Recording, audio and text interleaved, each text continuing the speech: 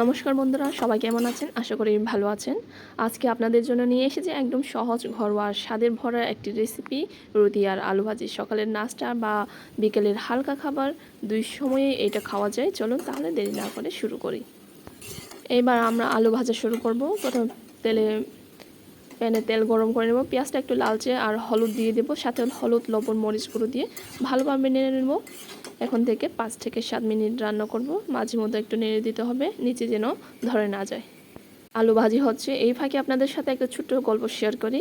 একবার গ্রামের বাড়িতে গিয়েছিলাম, সেখানে দাদি খুব সকালে উঠে রুটি আর আলু ভাজি বানাতেন। আমরা সবাই মিলে বড় বড় থালায় বসে খেতাম।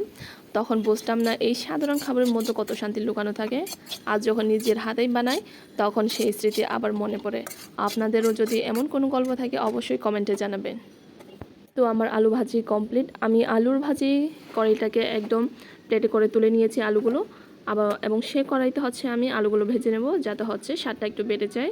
আলুর গুণে একটু হলুদ থাকবে, নরম তুলতুলে একটু তেল থাকবে লেগে লেগে রুটির মধ্যে।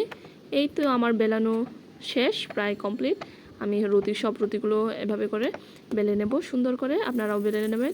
এই যে আলুর কড়াইটা আমি হচ্ছে দিয়ে দিচ্ছি পরোটাগুলো, রুটি আর কি। এটা হচ্ছে রুটি, আমি আগে থেকেই হচ্ছে গরম পানি দিয়ে এই রুটিগুলো মঠে নিয়েছি। এই তো আমার রুটি কমপ্লিট। এই যে প্রথমটা হচ্ছে একটু হলুদ লেগেছিলো, এই জন্য লাল দেখা যাচ্ছে। এই যে পরেরটা হচ্ছে সাদা হয়ে গেছে, আর বাকিগুলো হচ্ছে সব সাদা হয়ে গেছে, কারণ আগেরটাতে হলুদ লেগেছিল। তো এইভাবেই হচ্ছে আমি আলু ভাজি এবং রুটি খেয়ে থাকি। খুবই খুবই একটা সুস্বাদু ঘরোয়া উপায়ে একটা সুন্দর একটা ঘরোয়া খাবার। আপনারাও ট্রাই করে দেখতে পারেন এই সুন্দর রেসিপিটি।